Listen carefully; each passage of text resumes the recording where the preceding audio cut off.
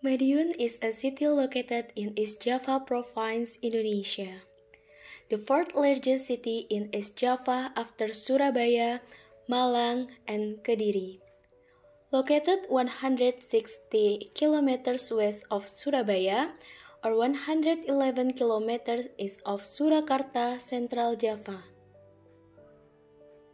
Madiun City was once the center of the Madiun Residency, which include the area of Magetan, Ngawi, Ponorogo, and Pacitan. Even though it is located in East Java, Madiun is culturally closer to the culture of Central Java because Madiun has long been under the rule of the Sultanate Mataram. Madiun City has been nicknamed as Kota Gadis, Kota Brem, Kota Pecel, Kota Budaya, Kota Industri, Kota Karismatik, and Kota Pendekar. The city of Madiun has several very iconic places. For example, there is the Proliman Monument, the 0 Kilometers Monument, the Pecel Statue, the Bull Statue, the Hero Street, and the square like those in every city. In this city, there is also a railway industry Inka and has a high school of railways, one of which is the Indonesian Railways Polytechnic.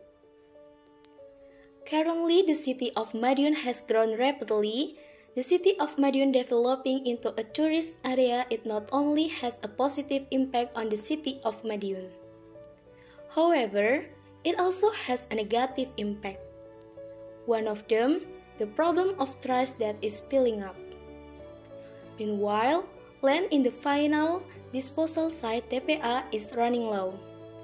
Behind the beauty of the city Madiun, there is a problem that cannot be resolved properly, namely regarding trash. Every day we produce trash, that means we accumulate and continue to accumulate trash.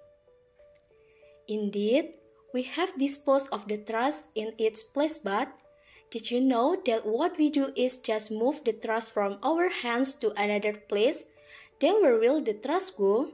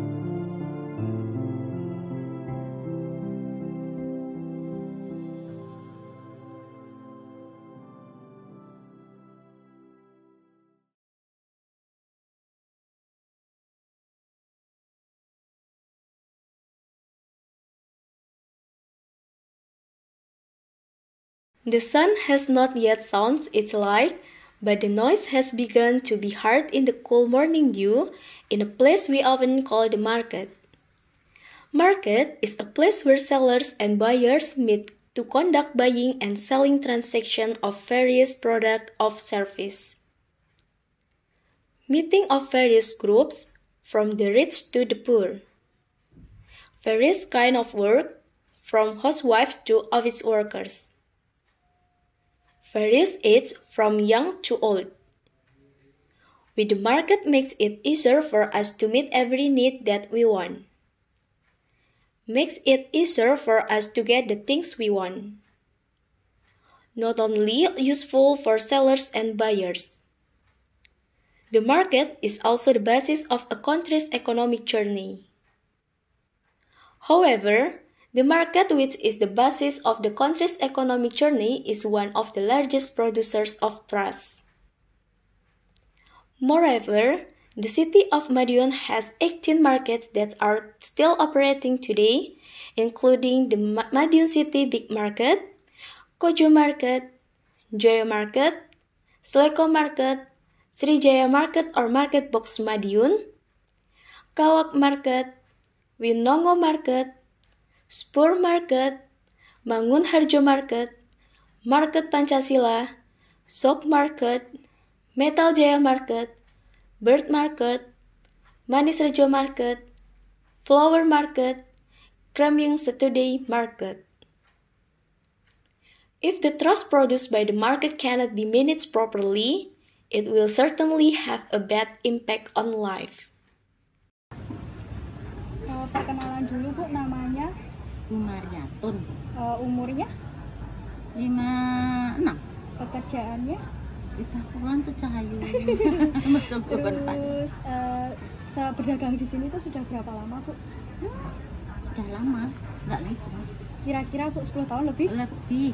10 tahun lebih. Terus menurut Ibu itu keadaan lingkungan pasarnya itu gimana? Nyaman apa enggak? Nyaman. Nyaman. Terus kalau sampah-sampah kayak gitu udah ada yang petugasnya sendiri kah? Ada. Kebersihan ada. Terus komplit. Ya, kalau kesadaran di sini sama pedagangnya itu buang sampah itu gimana Bu? Sudah sadar buat buang di tempatnya? Buang di tempat ada kan, aku punya tempat sampah gitu. Nanti diambil sama petugasnya ya Bu. Kalau kayak gini tuh nanti kan mesti ada yang sisa ya Bu, kalau ada sampah busuk gitu. Kayak gitu. Nanti dibuangnya juga sama di itu. Ya enggak, bawa pulang. Oh, dibawa pulang. Buat pakan kambing, buat pakan gitu. ayam sama mentok. Iya. Kok dibuang kan sayang. Terus harapannya Ibu buat pasar di sini itu gimana Bu? Harapannya ya dagangannya ya laku, rame, laris. Amin. Gitu. Murah, ngomong. Tapi Amin. Harga-harga gak naik nemen-nemen. Naik ya susah. Jualannya susah, pulang ya susah. Iya. Iya, benar Bu, benar. Oh ya udah, kira-kira itu aja ya Bu. Ya, oke. Sama-sama. The market produce a lot of trust every day, especially organic trust, such as vegetables, food, meat, and fish. And also produce anorganic trust, such as plastic wrap. Often we see a lot of trust pile up and scattered in the market. The scattered trust, if not managed properly, will have a bad impact. One of them is that many do not want to go to the market anymore because the environment is dirty and they feel uncomfortable. Trust scattered in the market causes pollution to soil, water, and air. When contaminated with market trust causes the soil to become infertile. Water contaminated with market trust causes a lot of bacteria to be contaminated in foodstuff sold in the market. If the pollution continues, it will cause damage to the ecosystem in the market. Scattered trust will cause unpleasant odors. Mbak namanya Intan, umurnya berapa Mbak? 32. Pekerjaannya Arisan. Terus menurut Mbak lingkungan pasar di sini itu udah bersih apa belum? Lumayan sih Mbak. Kalau tadi itu setelah saya wawancara nih katanya pedagang di sini kan sudah bersih keadaannya. Menurut Mbak itu gimana? Ya kalau namanya pasar kayak gini Mbak ya nggak bisa diprediksi bersih apa enggaknya sih. Kalau bersih ya bisa. Terus menurut seberapa sering sih Mbak kalau belanja di pasar ini? Setiap hari. Cukup sering ya, setiap hari ya. Nyaman nggak Mbak kira-kira kalau nyaman aja sih Mbak ya. Terus harapannya ke depannya buat pasar di sini apa? Ya lebih gimana ya? Harapannya ya harga sih stabil lagi. Ya. Terima kasih ya. With trust pile up in the market, Various animals such as rats, cockroaches, false birds on the market. Animals that are free to birth in this trade cause various kinds of infectious diseases in food. Flies that land on foodstuff also transmit various diseases such as intestinal infections, diarrhea, and skin diseases. Perkenalan dulu Pak, namanya? Hartono. Umurnya? 55. Pekerjaannya Pak? Oh iya, sudah berapa lama Pak kira-kira bertugas sebagai petugas kebersihan? Ada 10 tahun. 10 tahun lebih ya Pak? 10 tahun. Terus menurut Bapak nih, warga sekitar di sini tuh kesadaran dalam membuang sampahnya itu bagaimana? Jadi sampahnya itu kira-kira dikumpulkan di suatu tempat terus Bapak ambil gitu ya Pak? Ya, terus nanti sampah-sampah di sini itu akan berakhirnya di mana Pak? Diangkut kemana? Di TPA belakang. TPA tuh di rumah di TPA Ring Road itu. Oh, Winongo nggih. Ya, Winongo. Winongo. Kira-kira Bapak tahu nggak nih kalau setelah sampah ini di TPA Winongo itu akan diolah lagi apa dikemanakan itu? Diolah kan. Oh, diolah langsung sama pihak sana ya Pak? Oke. Terus kira-kira harapan Bapak nih untuk pasar ini ke depannya bagaimana? Lebih baik gitu ya Pak? Terima kasih ya Pak. Professional operational standards. Market cleaners is by cleaning and transporting the collected waste and then throwing it in the market landfill. After that, there will be a truck and transport it to the Winongo TPA. Therefore, to prevent anything bad from happening in the market and to keep the market clean at all times, all traders, buyers, and people involved in the market are expected to keep the market environment clean. To create a comfortable and clean market environment. And don't just rely on cleaning stuff. This trash will eventually end up in a final disposal site called TPA Winongo. Trash comes from various markets in Madiun such as the Big Market, Bird Market, Sleko Market, and Iron Market. Behind the beauty of the city of Madiun that looks like a contrast is the problem of trash. Trash is still a classic problem in the city of Madiun. Any existing trash will be transported by a janitor and then disposed of in a TPA final disposal site, one of which is at the Winongo TPA. The trash generated by the residents of Madiun is increasing year by year. Data from the Environmental Service of the City of Madiun shows that the waste that enters the Winongo TPA in Manguharjo district in 2016 reaches an average of 91.1 tons per day. And at the end of November 2018, the amount of waste that entered the Winongo TPA had grown rapidly to 110 tons per day. Then, how about now? Namanya jenengan sinten? Pak Budiono. Umur? Umur 53 tahun. Sudah berapa lama bekerja di sini? Saya bekerja di sini mulai tahun 1998, berarti sampai sekarang itu sekitar 25 tahun. Apakah sampah di sini sudah terkelola dengan baik? Sudah terkelola dengan baik. Sampah di TPA ini berasal dari pasar mana saja, Pak? Kalau pasar? Iya. Kalau dari pasar itu pasar besar, pasar burung, pasar seleko, pasar besi. Setelah sampah berada di TPA ini, selanjutnya sampah ini akan bagaimana, Pak? Kalau sistemnya ini kontrol review itu ditata. Sistemnya sistem ditata. Sistem penataan, kontrol landfill. Selanjutnya, Pak ya. Ya. Proses pengelolaan sampah organik menjadi bahan bakar atau kompos itu bagaimana? Kalau sistem sampah dari organik menjadi kompos itu sistemnya pemilahan, sistemnya dimilah. Kalau suatu misal dari tebangan pohon, dari PU, perkim, itu sistem nanti dijadikan sendiri, nanti diolah sama dijadikan kompos organik. Kalau proses pengolahan sampah anorganik itu bagaimana? Kalau non organik itu sistemnya jadi tadi, sistemnya nanti ditumpuk, ditata. Daur ulang itu bagaimana? Kalau sini sistemnya kalau sampah plastik yang tidak didaur ulang itu dimanfaatkan atau dipilah oleh pemulung. Apakah di sini ada komunitas bank sampah untuk membantu pengelolaan sampah? Ada, bank sampahnya ada.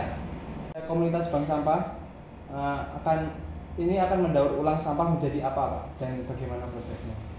Kalau ini sistemnya kalau bank sampah itu nggak didaur ulang saja, dikumpulkan.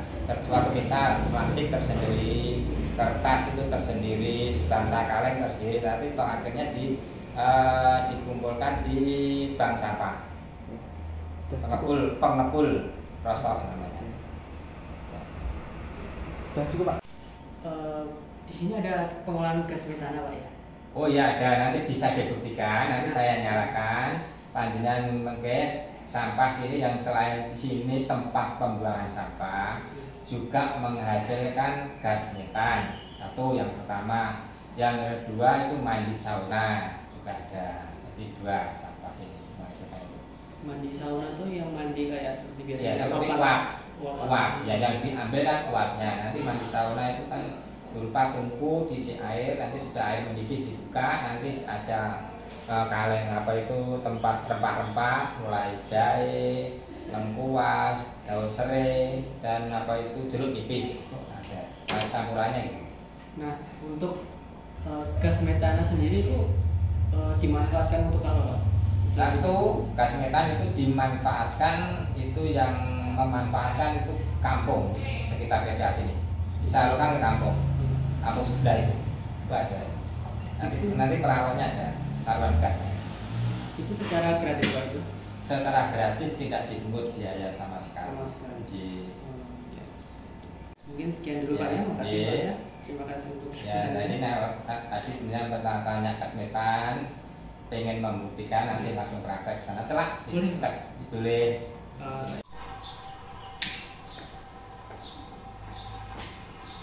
Ini ya Mas, yang pertama ini gas metan yang dari kompos. Itu nggak ada bau-bau kayak sampah lagi ya? Nggak ada, benar ya, mendekat nggak bau. Toh akhirnya kan tetap warnanya seperti biruan seperti gas biasa ya. Jadi manfaatnya untuk sehari-hari. Iya, sehari-hari. Saya nyalakan semua, pikir apa ya bener ya, nah, itu tidak bisa.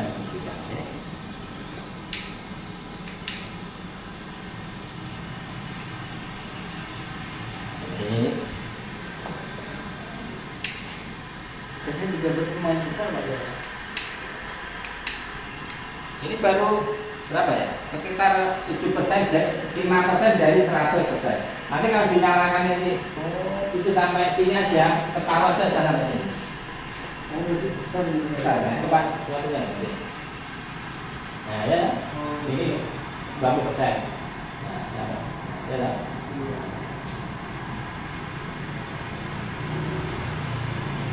Baik, ada. Kemarin Pak Wali ke sini, nanti juga mau nambah lagi 25 kompor ke sana. Tapi kompornya khusus yang buat gas metana dari sampah ya? Nggak bisa dari kayak kompor-kompor biasanya gitu? Bisa, kompor biasa juga bisa. Cuma gasnya aja, tahunnya itu ganti sama? Ya, tahunnya seperti ini. Kompor seperti 2 tungku pun juga bisa. Nanti kan untuk memudahkan nanti kalau praktek dan kamu ingin praktek kan sudah satu-satu. Ini digunakan untuk masyarakat ya? Secara gratis, Pak ya? Secara gratis.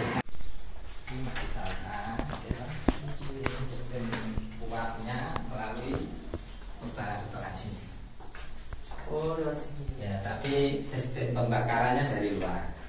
Jadi panjenengan badhe mirsani tapi umpama jenengan mau ke sini pengen praktek mandi sauna 2 jam sebelum dimanfaatkan sudah dinyalakan.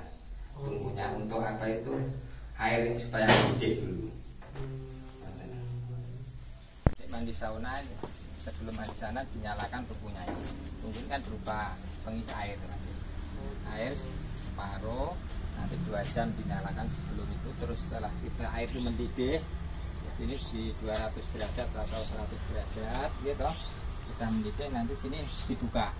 Ya, akhirnya kan uap naik ini, gitu. Uapnya naik, terus tempatnya rempah-rempah sini. Rempah-rempah itu untuk Ya. aroma atau aroma nanti nanti kalau sudah aromanya kan jahe ada, terus jeruk nipis, tadi saya katakan serai itu, terus daun salam, terus langsung masuknya ke ruangan tadi. Itu pakainya untuk menyalakan api juga dari gas metan ini. Nah ini gas paralon ini ya. Jadi ini paralon ini sampai ke itu Pak ya, masyarakat itu Pak ya. Nah ini yang apa ya?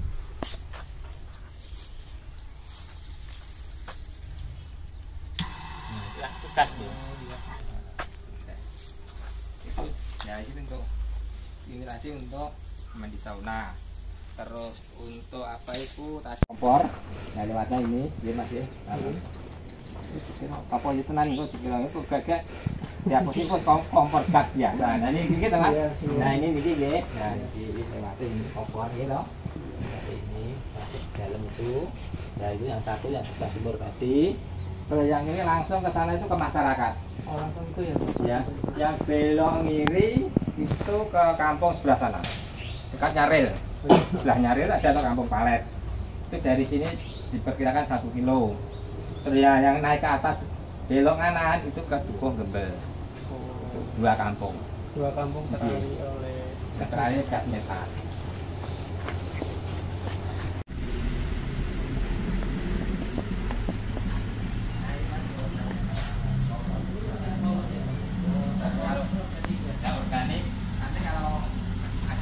Dari luar yang buang sampah ke sini, dijadikan, dimasukkan ke sini, gitu, digiling, digiling baru 1 kali.